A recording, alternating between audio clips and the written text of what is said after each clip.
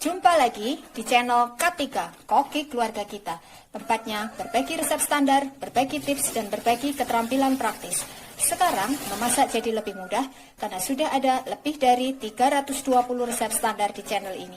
Mau bikin apa hari ini? Tinggal cari resepnya, lalu ikuti langkah-langkahnya. Dengan resep standar, maka siapa saja bisa membuat masakan sehari-hari, camilan, makanan tradisional, ataupun minuman yang segar.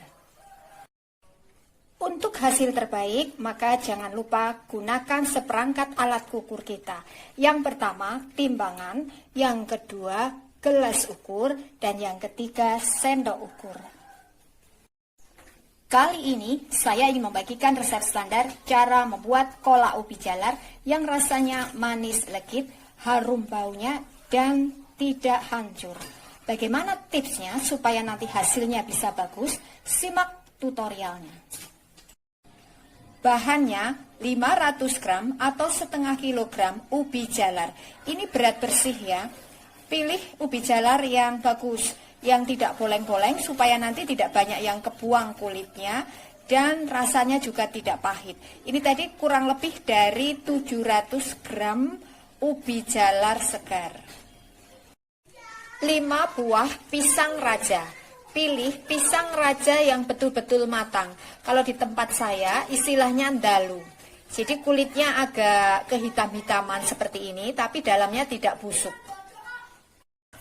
150 gram gula merah. Ini kita sisir halus ya, supaya nanti cepat larutnya. Pilih gula merah yang manis, karena kadang-kadang di pasaran ada juga gula merah yang dicampur dengan garam. Jadi agak asin rasanya. 50 gram gula pasir, 200 ml santan kental. Ini tadi dari setengah butir kelapa ukuran sedang.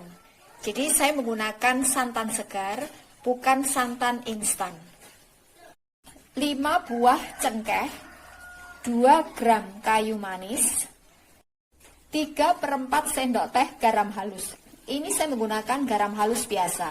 Kalau misalkan kita menggunakan garam halus yang kering seperti merek Revina, maka kurangi ukurannya supaya nanti rasanya bisa pas. Jangan lupa gunakan sendok ukur kita, ukurannya peres. Kemudian untuk bahan perendamnya, 1 liter atau 1000 ml air, setengah sendok teh kapur bubuk. Langkah pertama, campur bahan perendamnya, yaitu air 1 liter dengan kapur bubuknya. Ini kita aduk sampai larut. Kemudian ubi jalar kita potong sesuai dengan selera kita. Ini saya potong dengan ketebalan kurang lebih 1 cm ya.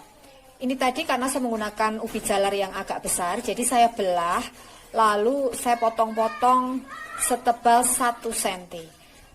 Kemudian ini kita rendam ke dalam larutan air kapurnya. Kita biarkan kurang lebih selama 1 jam. Setelah kita rendam dalam air kapur kurang lebih selama 1 jam, lalu ini kita cuci sampai bersih. Setelah kita cuci sampai bersih, lalu ini kita kukus sampai setengah matang. Karena ini nanti akan kita masak bersama gulanya. Jadi jangan terlalu matang kita ngukusnya, supaya nanti hasilnya tidak terlalu lunak. Ini sudah setengah matang ya.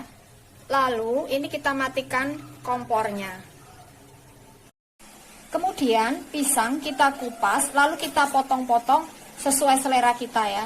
Ini saya potong jadi 3 hingga 4 bagian, tergantung besar kecilnya pisang yang kita gunakan. Ini kita potong serong.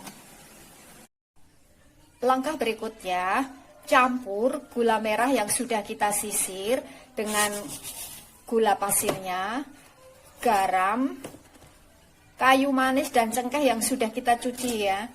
Kemudian santannya. Ini kita letakkan di wajan ya, supaya nanti memudahkan kita saat kita aduk. Lalu ini kita masak sampai agak kental. Selama kita masak, kita aduk-aduk supaya gula merahnya dan gula pasirnya ini cepat larut dan tidak gosong atau berkerak di bawahnya.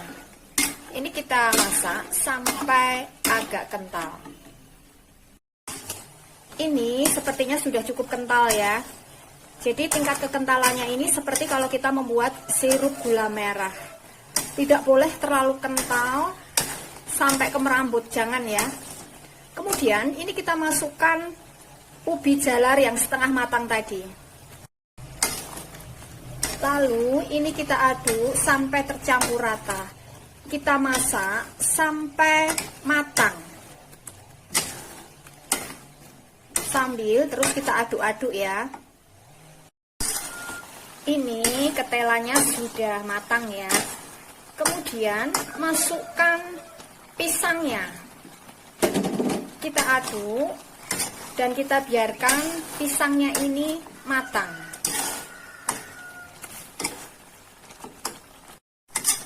Ini pisangnya sudah matang ya. Kemudian kita matikan apinya. Nanti dalam keadaan dingin, larutan gulanya ini akan kental, semakin bertambah kental ya. Nah, ini hasilnya kolak ubi jalar yang sudah jadi. Kita lihat hasilnya utuh, tidak hancur. Ini rasanya manis, legit, gurih, dan harum baunya. Untuk hasil terbaik, maka kuncinya yang pertama, rendam ubi jalar dalam air kapur minimal kurang lebih 1 jam. Yang kedua, kukus ubi jalar sampai setengah matang. Jangan terlalu matang supaya nanti tidak hancur saat kita masak kembali bersama larutan gula merahnya. Yang ketiga, larutan gula merahnya dimasak sampai agak mengental.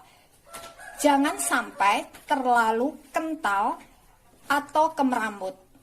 Jadi tingkat kekentalannya seperti kalau kita membuat sirup gula merah. Yang keempat, pilih pisang raja yang betul-betul matang supaya nanti hasilnya tidak sepet dan harum baunya. Pisang dimasukkan setelah ubi jalarnya ini empuk supaya nanti hasilnya tidak hancur. Ini adalah resep standar. Jadi, kalau kita ingin membuat dalam jumlah banyak, maka tinggal kalikan bahan-bahan yang ada di resep ini. Dengan resep standar, maka siapa saja bisa membuat kolak ubi jalar yang rasanya manis, legit, gurih, dan harum baunya, dan hasilnya tidak hancur. Terima kasih telah menonton video ini.